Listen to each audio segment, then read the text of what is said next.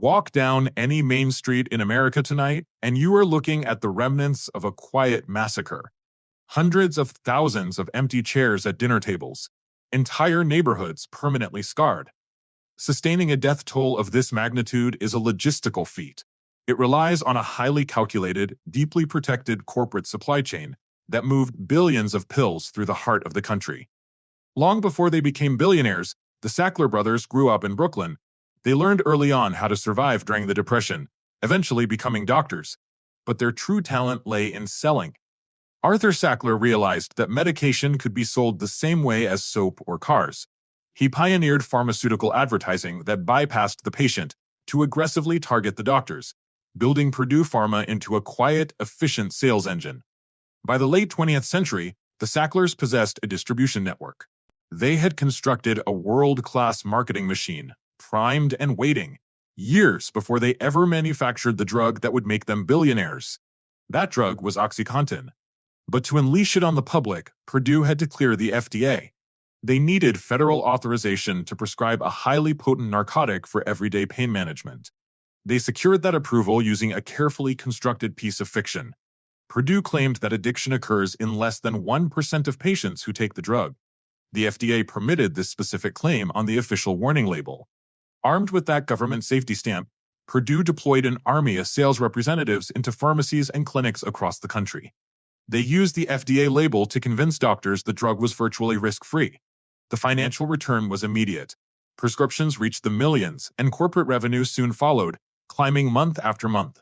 Purdue successfully masked a highly addictive narcotic behind the absolute trust of the medical establishment. The doctors believed the label, the patients trusted their doctors, and the pills flowed unimpeded. The initial rollout targeted working-class regions, specifically mining and manufacturing towns across Appalachia, where chronic workplace injuries were common. Communities were quickly flooded with potent painkillers. Users learned that crushing the pills bypassed the time-release mechanism, delivering a massive, instantaneous high. On the streets, the pills earned the name hillbilly heroin. The local medical infrastructure collapsed under the weight of the supply.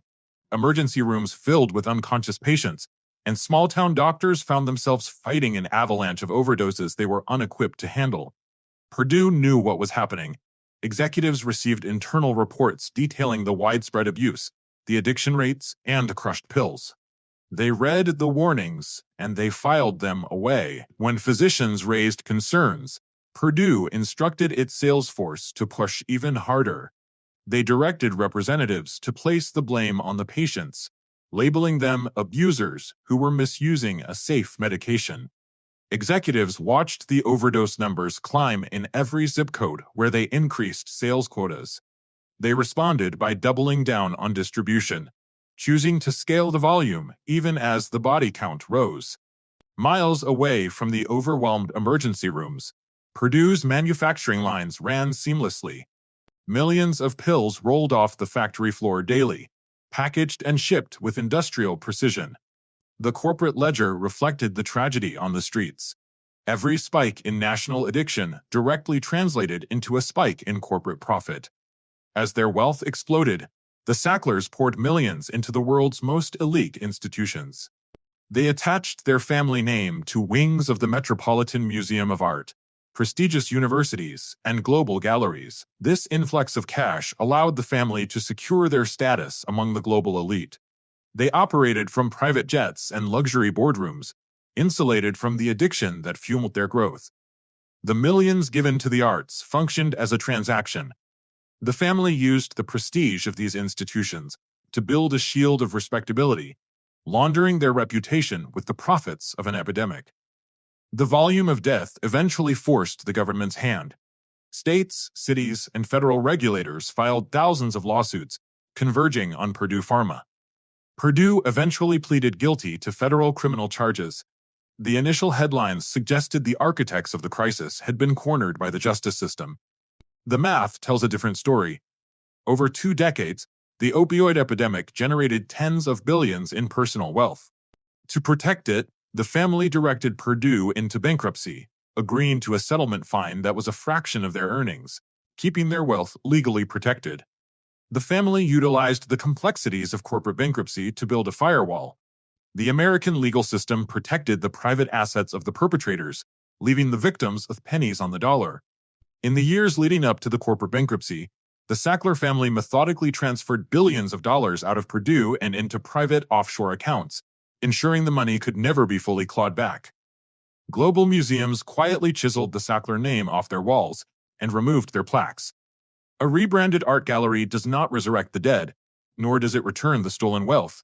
The physical and emotional landscape of the country is permanently marked. Entire generations in rural towns have been hollowed out, leaving behind thousands of grieving families and broken local economies. The drug's chemistry turned patients into permanent revenue sources. High dependency rates did not slow the sales push. They met the family's internal growth targets. The men who engineered this crisis never had to hide from the law.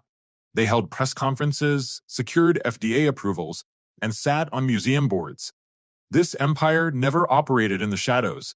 It operated in